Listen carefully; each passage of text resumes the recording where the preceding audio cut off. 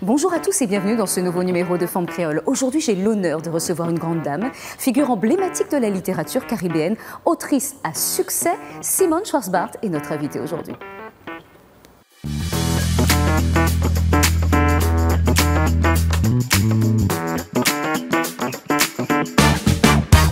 J'ai l'honneur et l'immense plaisir de recevoir une grande dame de la littérature guadeloupéenne, caribéenne, Simone Schwarzbart. Quel honneur de te recevoir, bonjour. Bonjour, à toi. Je suis limite intimidée en te voyant. C'est pas nécessaire du tout, non. Bon. J'ai le plaisir de te recevoir ici, chez Aura. Que représente Aura ou avoir de l'aura pour toi? Eh bien, pour moi, avoir de l'aura, c'est ce qui se dégage de quelqu'un insensiblement. Par exemple, quand on rencontre quelqu'un, on le sent ou on ne le sent pas. C'est cela, c'est le ressenti. C'est ça l'aura, c'est ce qui se dégage de quelqu'un. Simone, dans ton parcours, on ne peut pas te dissocier de ton mari André.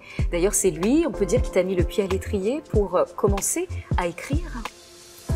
Oui, c'est grâce à lui que j'ai écrit parce que je sentais et je ressentais le besoin de lui présenter également par écrit le monde créole, le monde dans lequel il aurait lui aussi à vivre parce que j'entendais bien transporter avec moi mon monde. Dans ce joli parcours, ma chère Simone, tu vivras entre Pointe-à-Pitre, Paris et Dakar, et d'ailleurs ça va nourrir ton écriture derrière.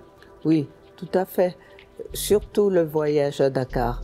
Ça m'a beaucoup apporté quant à mes origines, bien sûr, et aussi quant à la fraternité entre Antillais et Africains. Ça n'est pas que je me suis sentie totalement africaine, mais il y a certaines attitudes qui ne trompent pas. Justement, on parlait de l'aura, oui. Tout simplement du ressenti, et bien tout simplement de voir certaines femmes, de voir la gestuelle, de voir leur rire, de voir leur démarche. Tout cela me ramenait à mon pays, me ramenait et me disait que je venais de là. Et il y a aussi cette fraternité que j'ai ressentie quand les amis venaient à la maison et nous parlaient de l'histoire, de leur histoire. Et je me disais, cette histoire, elle nous échappe, c'est la nôtre. Nous sommes beaucoup plus grands que nous-mêmes, en réalité. Donc, là aussi, ça m'a beaucoup apporté, ce voyage en Afrique. D'ailleurs, tous les voyages vous emmènent toujours quelque chose. Tout à fait, c'est vrai. Pour citer quelques bouquins, Un plat de porc aux bananes vertes, c'est l'histoire d'esclaves déportés aux Antilles. On a l'histoire des Antilles avec La mulâtresse solitude. On a également Pluie et vent sur Télumé Miracle, que tu publies seul. Oui, c'est vraiment un livre qui m'a apporté énormément de bonheur. Déjà, qui m'a apporté mon pays, parce que cette femme, c'était un morceau de Guadeloupe. Cette femme que j'ai aimée et que j'ai fréquentée et qui m'a livré son âme et sa vie. Et c'est cela que je rapporte, parce que c'est vraiment une passeuse de temps et c'est de cela dont on a besoin aussi. Quand on parle de ce dont on a besoin, par rapport à cette date, le 8 mars, qu'est-ce qu'elle évoque pour toi, Simone? La puissance de la femme, ça évoque également la violence qui lui a été faite. Ça évoque également le combat qu'elles ont mené, toutes ces luttes acharnées qu'elles ont menées, parce qu'il n'a jamais été facile d'être une femme sur la terre, que ce soit ici ou ailleurs. En Inde, on les vitriole, en Iran, on les tue.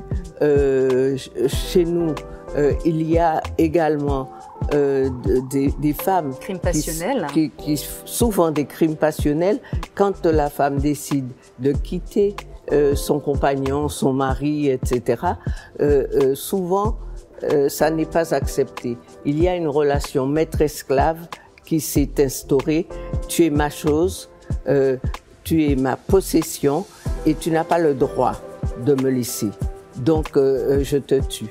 C'est vraiment un rapport de dominé-dominant et c'est dommage.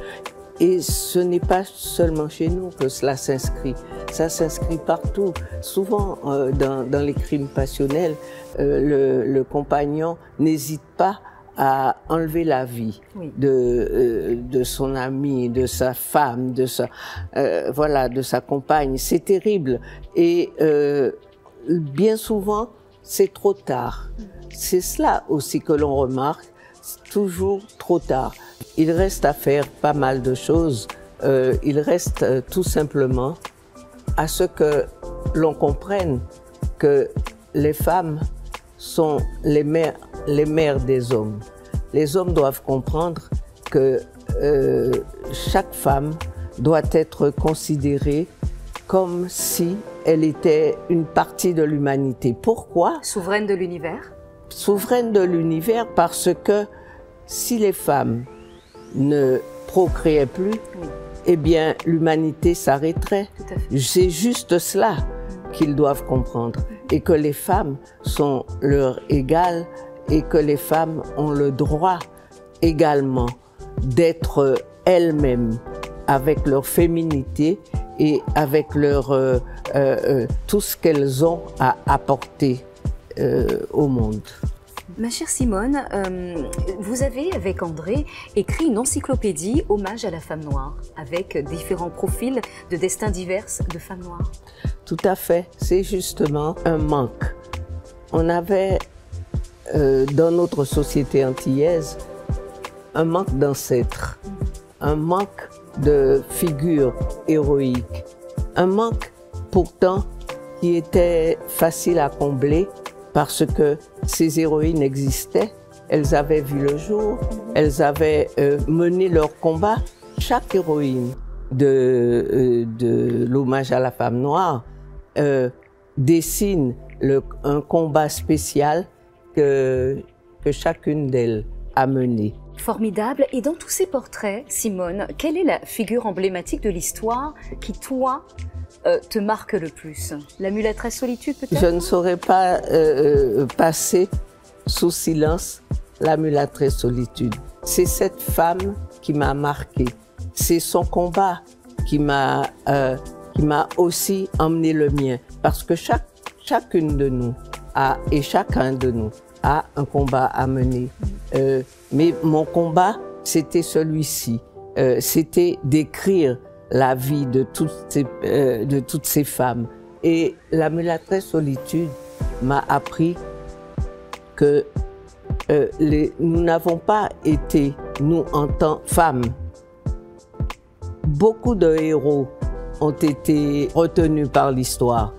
Delgrès, Ignace, Pasotto, enfin, et puis bien d'autres. Mais les femmes, il y a beaucoup de femmes qui ont été des héroïnes, mais des héroïnes du quotidien.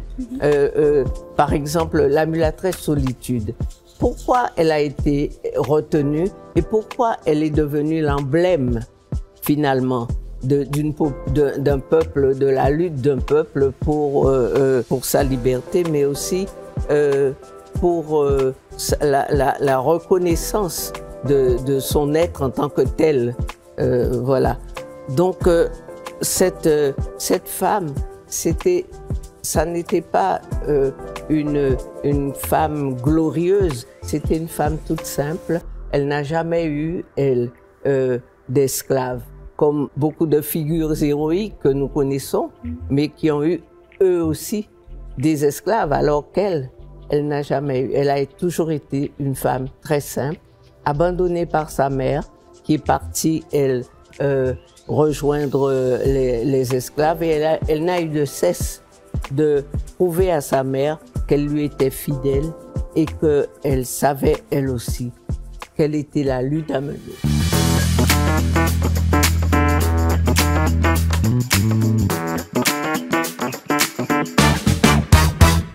Ma chère Simone, un petit objet fétiche que je t'ai demandé de nous apporter.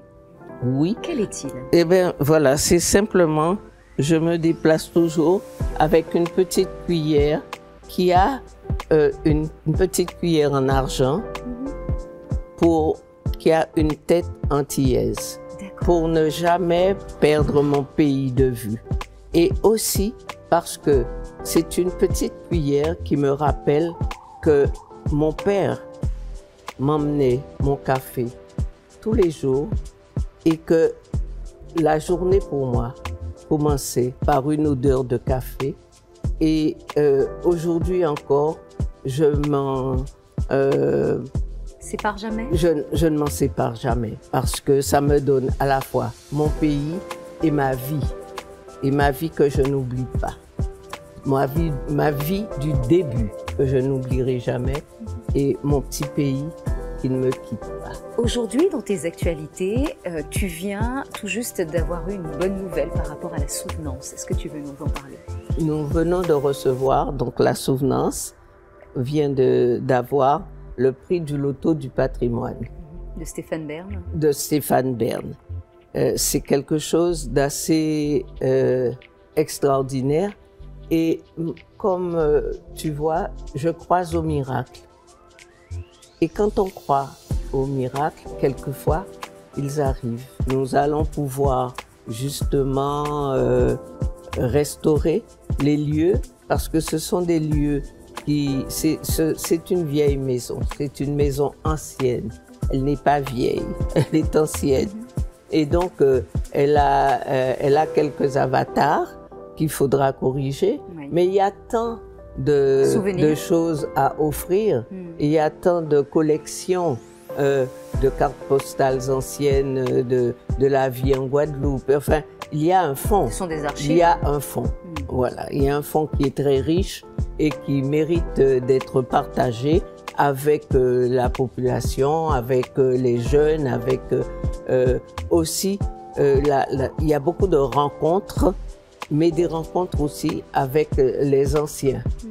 Mais il y a une vie très riche et c'est cela en fait qui va continuer avec ce. Qu'est-ce qu'on peut te souhaiter de beau encore à venir, Simone? Eh bien que tout cela se réalise, que justement cette restauration voit le jour et que je vive assez longtemps pour la voir. On te le souhaite en tout cas de vivre le plus longtemps possible à nos côtés, parce que c'est toujours un bonheur de te recevoir ou de te voir, quel que soit là où tu vas. Et puis, on aura plaisir à voir tes nouveaux projets également. Peut-être un nouveau bouquin? Il y en a, bien évidemment, parce que il y a l'autre tome, le dernier tome, qui doit paraître. Il y a mes nouvelles, il y a mes contes. Donc, je suis toujours à ma table de travail. Merci beaucoup, Simone, de nous avoir accordé du temps. Et ce fut un plaisir d'échanger avec toi pour ce numéro de Forme Créole.